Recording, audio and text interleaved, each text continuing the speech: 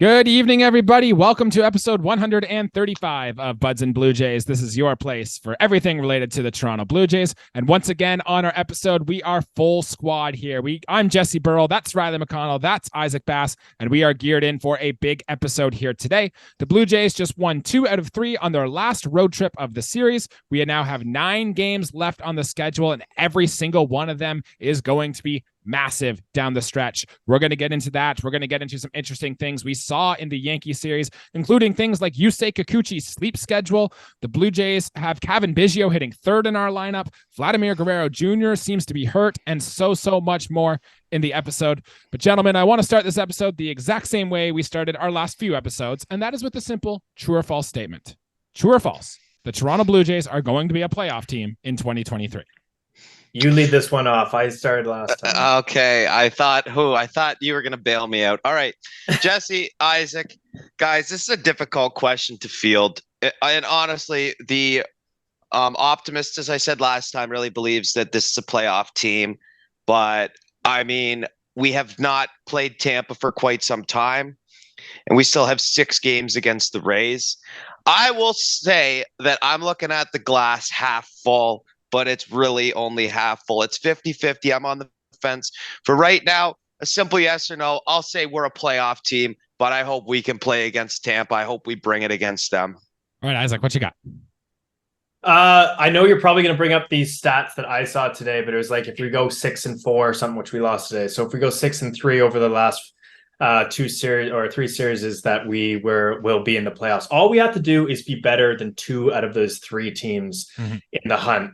So I'm going to say yes. I think that especially we've gained some momentum the past couple series, and the Yankees aren't that good. So let's go at home and let's beat them there. So I'm saying yes, we are going to make it. I am saying yes as well, and the numbers kind of back it up right now. The Blue Jays are currently in the second wildcard spot, but we are only half a game up on both Seattle and Texas coming into this here.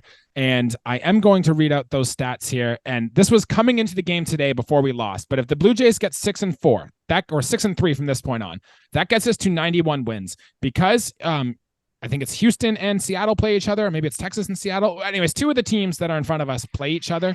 Therefore, guaranteed 91 wins gets us in. So if we go 6-3 in our next games, that's a 100% chance of going in. If we go 5-4 in our next games, that's a 99.85% chance of getting in. And even if we're 4-5, that's still about a 90% chance. We really only get in trouble if we go 3-5 or, God forbid, 2-7 in our next 9 games here against the Yankees and Tampa. Riley, you did mention it though. The Blue Jays, as of this point on, because we play 6 more games against the Tampa Bay Rays, do have the hardest strength of schedule left in the American League.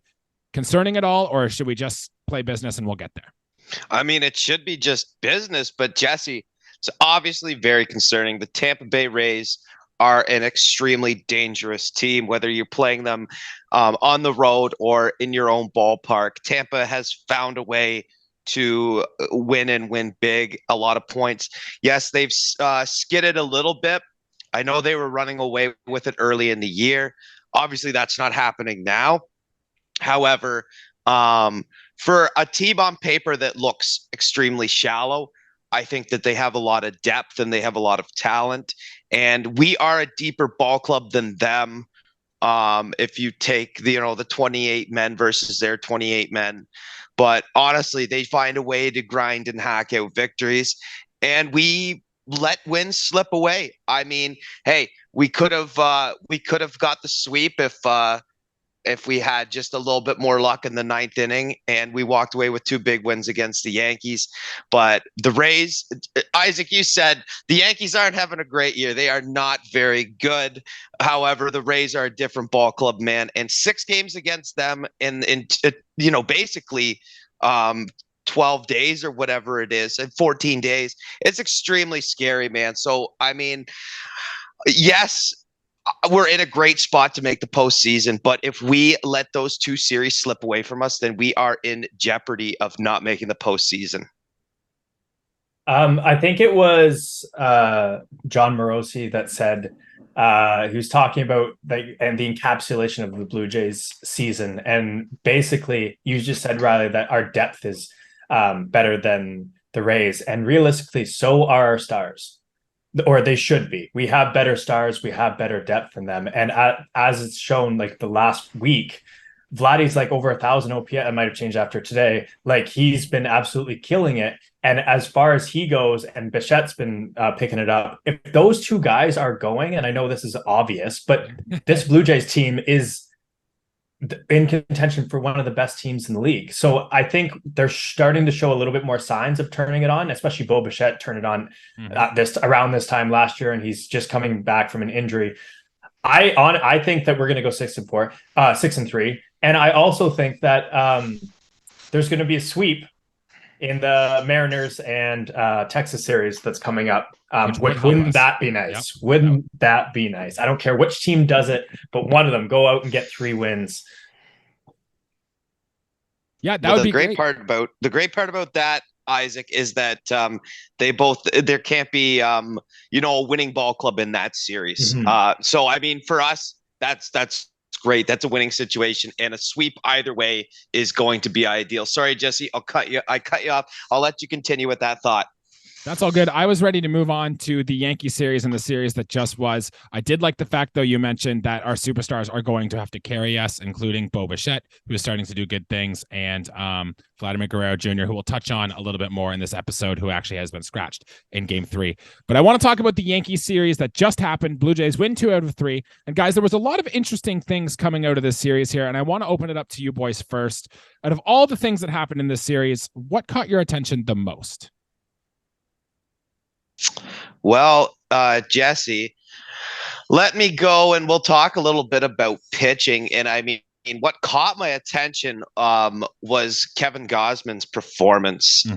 He's an absolute workhorse, and he racks up Ks. And I was listening to Ben Wagner on Sportsnet 590, and man, it's like he was just surpassing Blue Jay greats on single season strikeout records. And I don't know at what point he landed in, because they were just naming like guys like the Rocket, AJ Burnett, when he had crazy strikeout stuff. Like Kevin Gausman still has 2 starts to make, and double digit Ks are clearly not out of the question. I mean, this is not groundbreaking stuff. This is what Kevin Gausman does, and we just saw it. And they make a good case for Garrett Cole to be the American League Cy Young winner. I mean, he did today.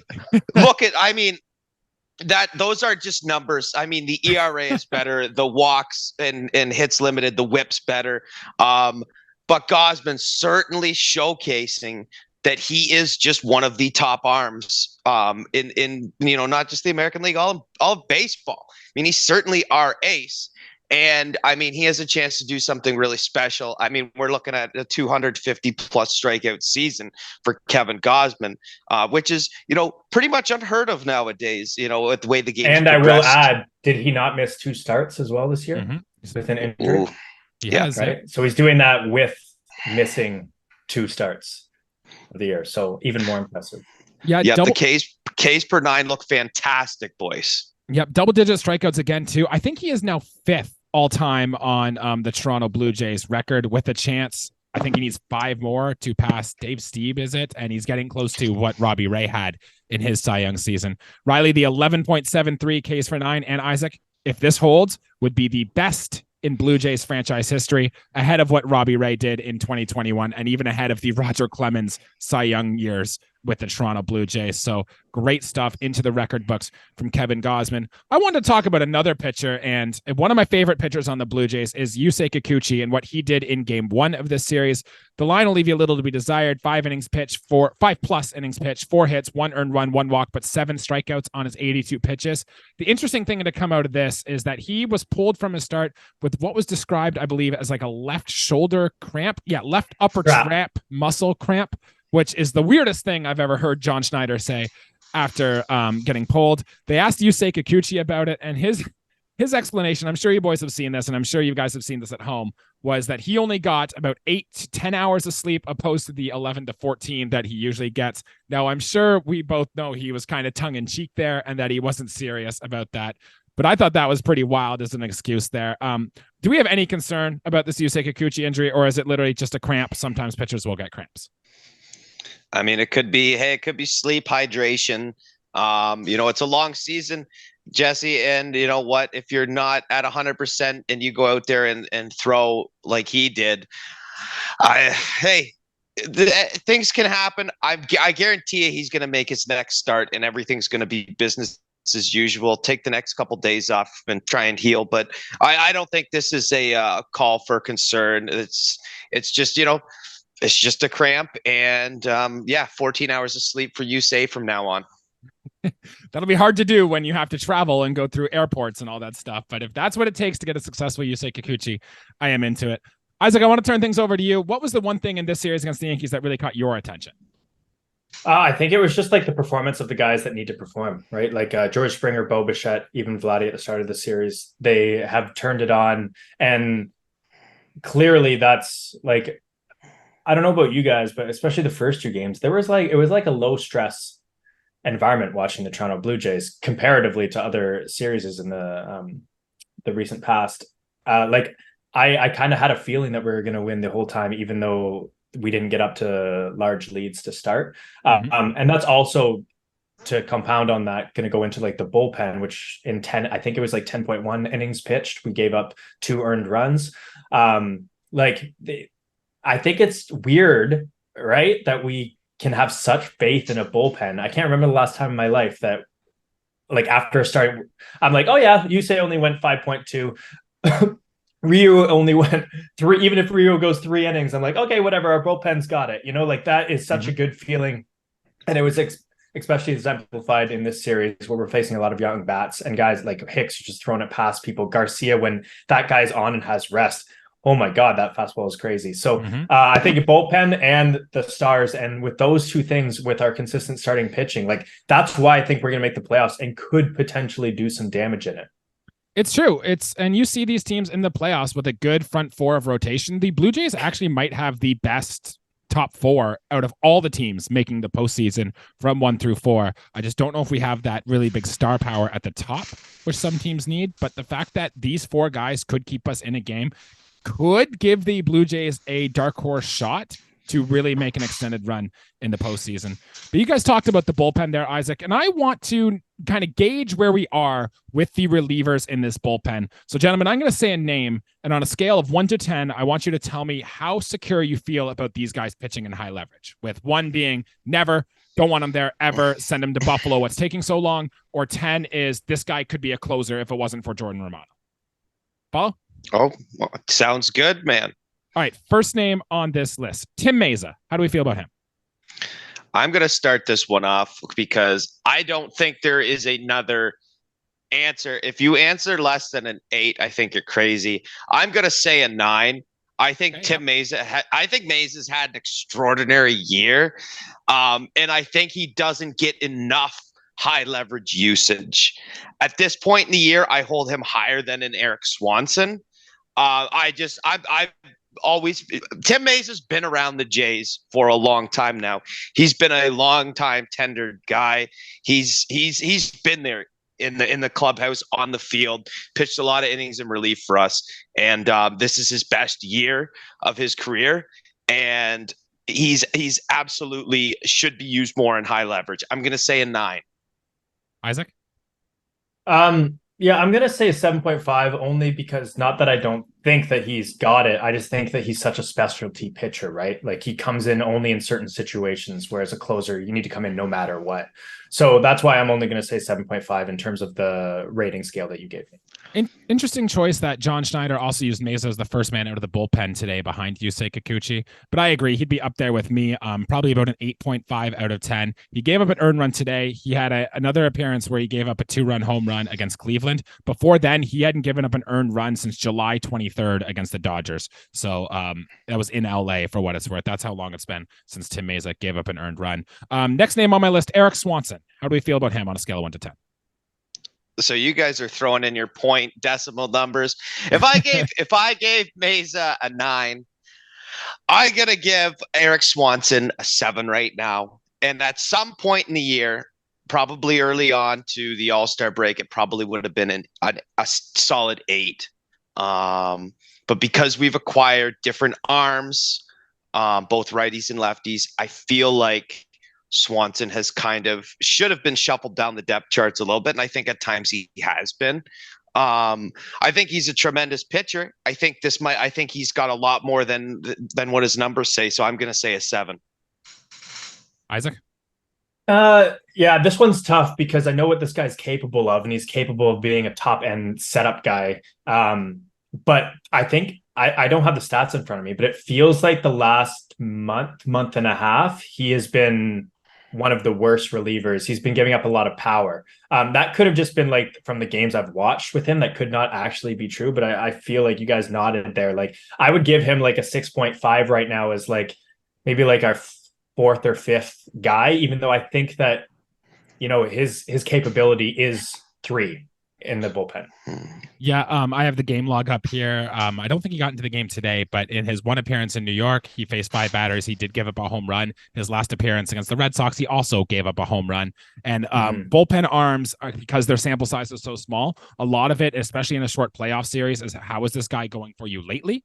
And I agree that Erik Swanson could turn it on, be a shutdown reliever. He does have a 3.16 ERA on the season, but I agree he's probably one of those first men out of the pen. I would probably give him a 6.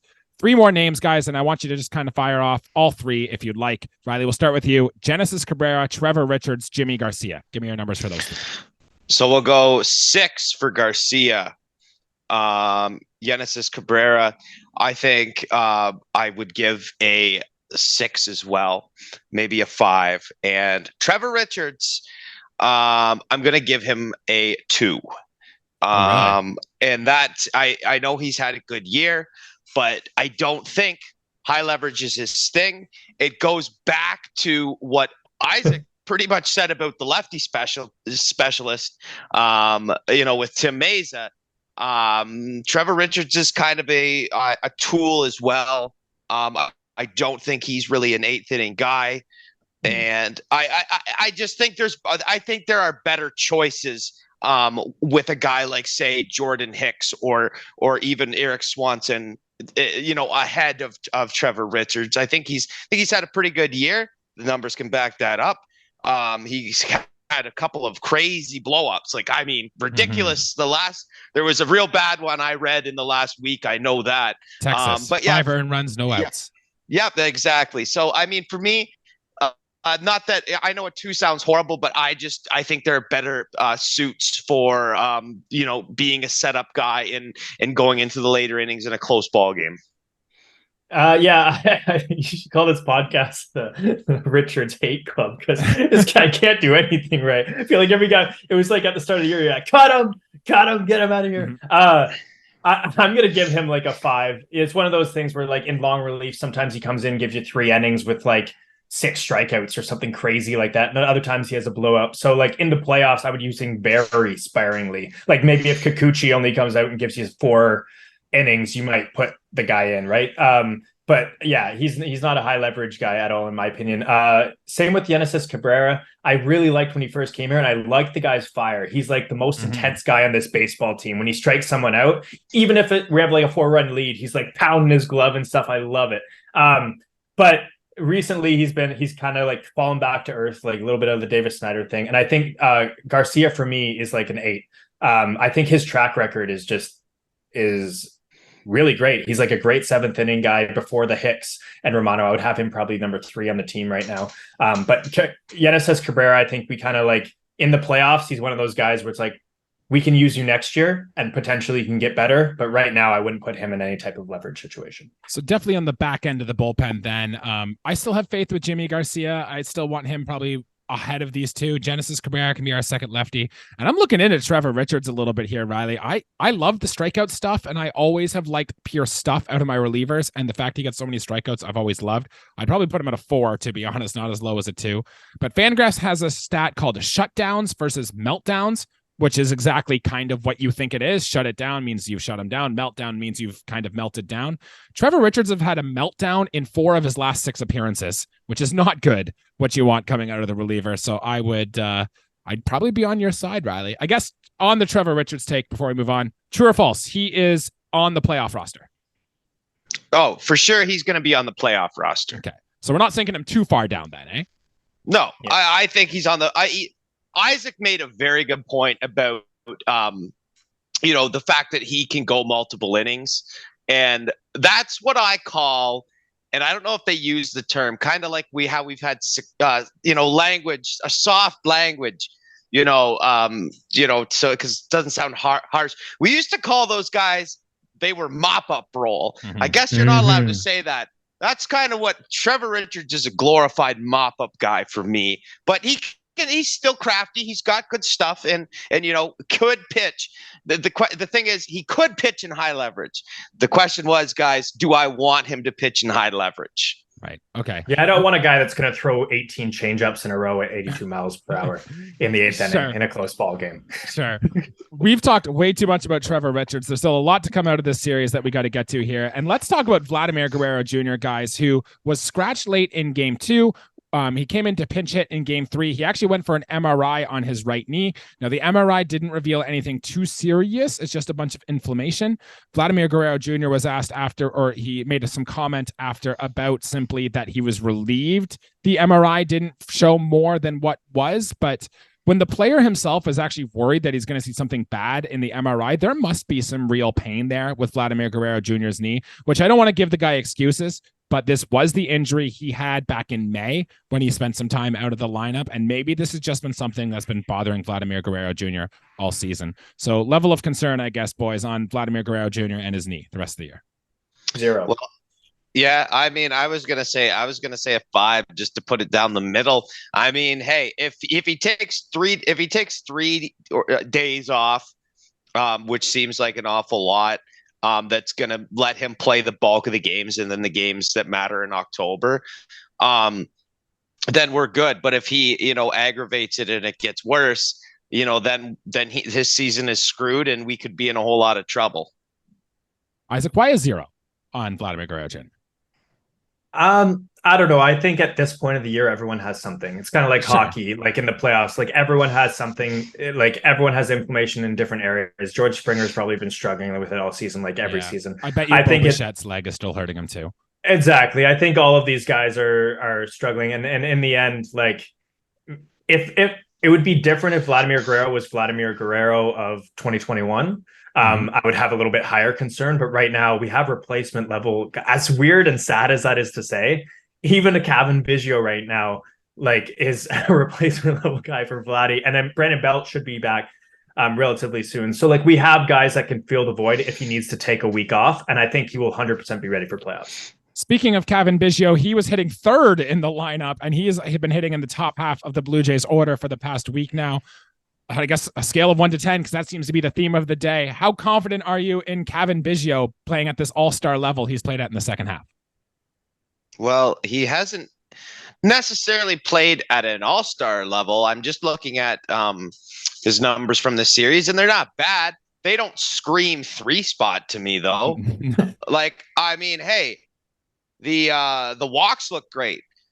I like him. If we're playing old school batting order, which is how I like to do it anyways, he's a great 2-spot hitter in like 1997, kind of like his father in a lot of senses, but he doesn't have the speed and base stealing ability that Craig had.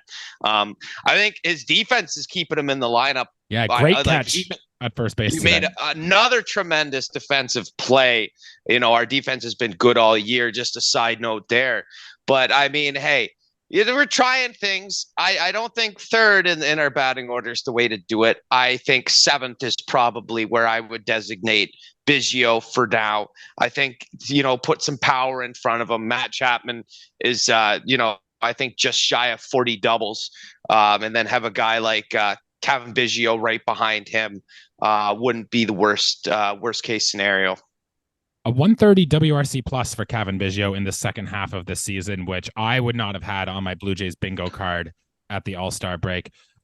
Isaac, I want to get your take on Davis Schneider here, because we've had a lot of Davis Schneider hype coming into the year, and he has kind of struggled in this series. He went 0 for 4 in game 1, did not play in game 2, and then went 0 for 3 with 3 strikeouts before being pinch hit for Vladimir Guerrero Jr. So, Isaac, is the Davis Schneider hot streak or the Davis Schneider saga, is it over, or what should we expect next from Davis Schneider? No, I think you all remember like when he had his hot streak to begin, and then we just left him out of the lineup randomly once he started to cool off slightly, and then he comes back and hits a home run right away and goes like on an all-star Hall of Fame pace for the next couple of weeks. I think it's one of those things. I actually saw a tweet about this about an hour before we started this. That was basically like they found with rookies, you're going to find weak spots in their swings. And the other one was, I think they had said something about breaking balls outside of the zone and the expectation of a fastball are the things that he's struggling with right now. So like, I think you drop this guy in the order until he figures it out, but you don't take him out of the lineup because this guy single-handedly has saved the Blue Jays season. And he has the potential to be a star at this point with the season he's having. So if he figures that out, he has 9 games left. Let's hope he does, but don't take him out of the lineup, please. Yeah, I'm in agreement with you too. I don't want this slump to phase John Schneider. In fact, no hitter since Davis Schneider has become a major leaguer has had more pitches outside of the strike zone called strikes than Davis Schneider has. So that might turn around and be things a little better. And one more big major move before we get into some minor stuff is that the Blue Jays made a roster move, actually. We called up Cam Eden from Buffalo. Ernie Clement was sent down, and Mason McCoy was DFA'd. Cam Eden's biggest tool, for those of you who do not know, is speed. 53 stolen bases down in Buffalo for Cam. He was second in all of AAA. His slash line, 257, 354, 333. So not a lot of power, only 3 home runs, WRC plus of 80 in this game. But I like the fact, boys, that the Blue Jays are bringing up a guy who can be a defensive replacement, a designated pinch runner, because we know how much these 9 games coming up in the regular season are going to mean. And a guy who can single-handedly steal you a base at the right moment can single-handedly win you a game. So 2 thumbs up for me on this move. What are your boys' thoughts on Cam Eden being called up, or Clement being set down for that matter?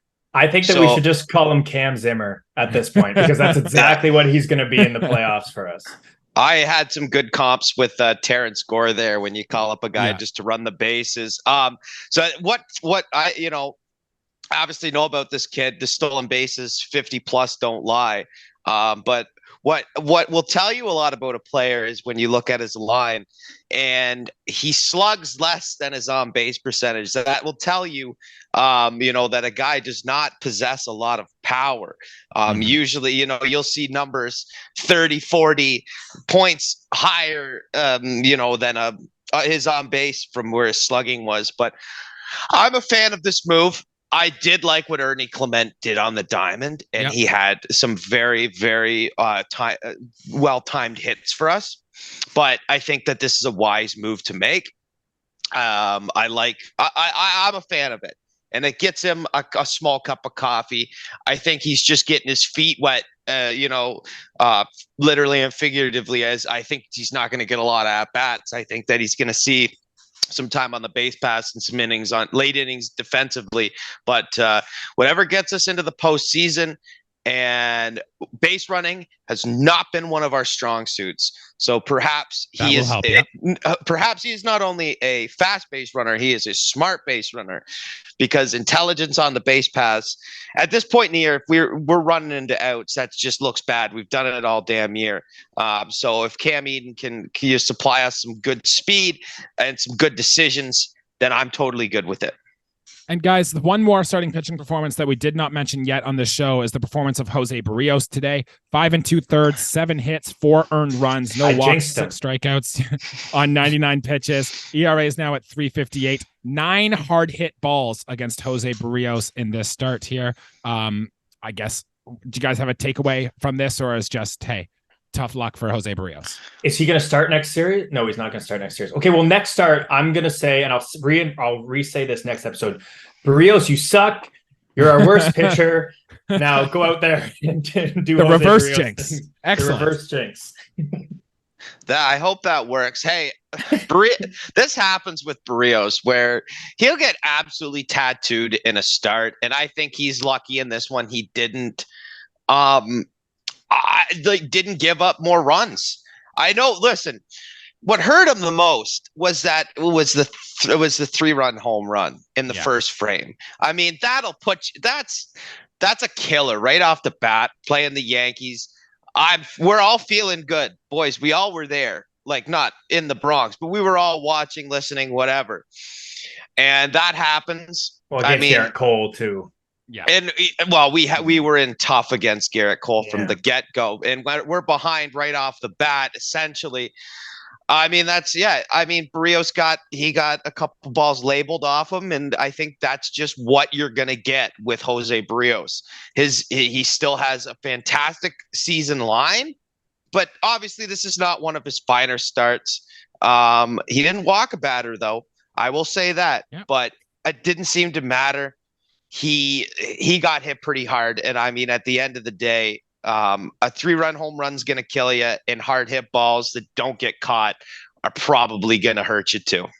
I am still, to this day, terrified every time I watch Jose Barrios pitch. I understand he's going to be in our playoff rotation, but I hope he's 4th out of the 4. But we'll talk about that a little later. Boys, I just want to mention some things that I saw in this series that caught my attention. You can comment on any or all of them, or you can add your own if there was something I missed here.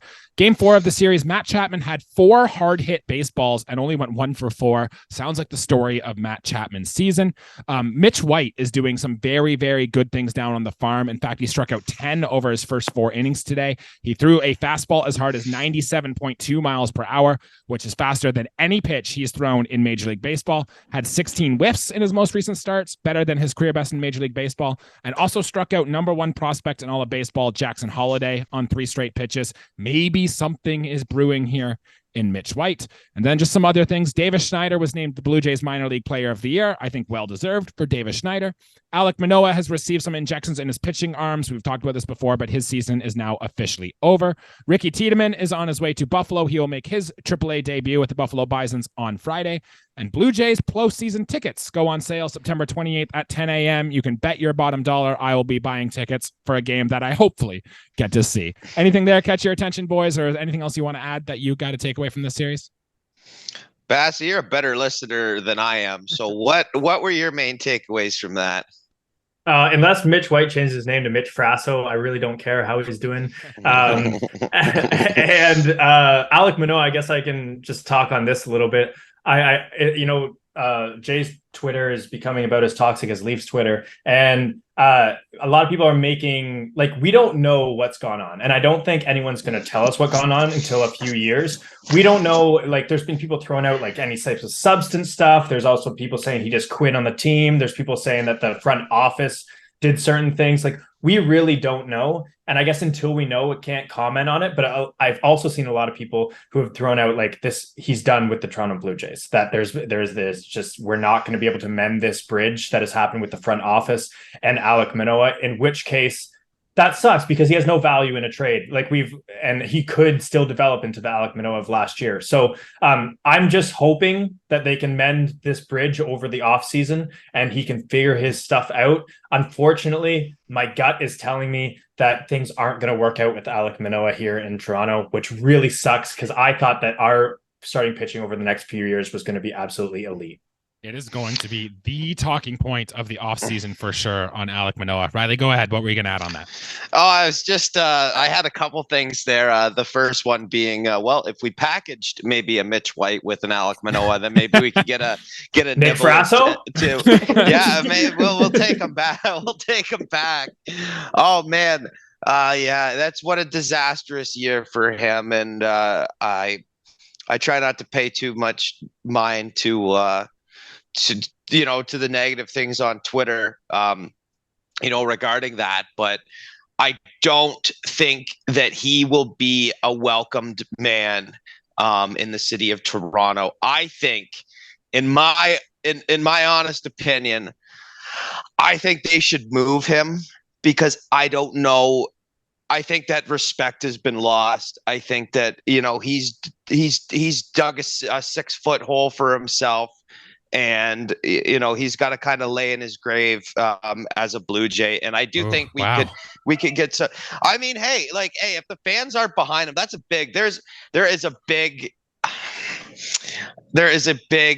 motive there. And I'm not saying I'm a fan of it. This is just what I think. I want Alek Manoah to turn it around. I want him to be the future ace of this ball club. But I really don't think that there's much left for him unless there could be a total rehabilitation on what he's going to do from this moment till opening day next year. Wow, which I know he won't be the starter, but he's got a lot of work. He's got a long journey ahead. Yeah, and we will talk about Alek Manoah a lot this offseason, I am sure. Boys, big series going down to the Trop for what will be the last time this year. We don't know for sure, but probable pitchers: Chris Bassett against Tyler Glasnow, Hyunjin Ryu against Zach Littell, and Yusei Kikuchi against Taj Bradley. Boys, 30 seconds or less. Do you have a series prediction or a pick to click, I suppose, in this series against Tampa Bay? Oh, well, maybe we should win 2 out of 3. That's what I think. I'm not like, I don't know. I don't think it's going to be a sweep on either side. I think we win 2 or we win 1. Knock on wood, we don't get swept. My piece to click is Bo Bichette. We saw what he did last year in September. I think, returning from injury, I really think it's about time. I think we're going to get a big Bo series. And as far as the other offensive pieces, I don't have flyers on them. I hope Springer has a good series. I've lost a lot of faith in Dalton Varsho. I think for sure Bo Bichette, sneaky George Springer, and I don't expect anything from Varsho or Chapman at this point. Isaac, how about you? This is going to be the ultimate litmus test on who the Toronto Blue Jays are, because what they do all the time is they have 2 good series like they just had against weaker clubs, and then all of a sudden they go into a good team and just get their asses beat. So I am going to say we switch that narrative starting now to go into the playoffs, and we take 2 out of 3, and hopefully one of the Seattle or Texas gets swept in their series, and we have a nice comfy cushion going into the last 6 games. I want to be optimistic, but if this year's Blue Jay season has taught me anything, nothing comes easy. I will say we only take 1 out of these 3 games here, but my pick to click, Davis Schneider, who does hit fastballs very well. Yeah. Yep. And out of the 3 pitchers, Taj Bradley, Zach Littell, and Tyler Glasnow are all fastball heavy pitchers. I like Davis Schneider to break out again in this series. Yep, I think that we can do well against the fastball. Isaac, you just coined a phrase. You said something along the lines of something being cushy. I think at this point in the year, nothing is cushy, especially the situation we're in. I think that if there's a sweep for us, if we produce a sweep against Tampa and one of the Seattle teams get swept, I still wouldn't call anything cushy.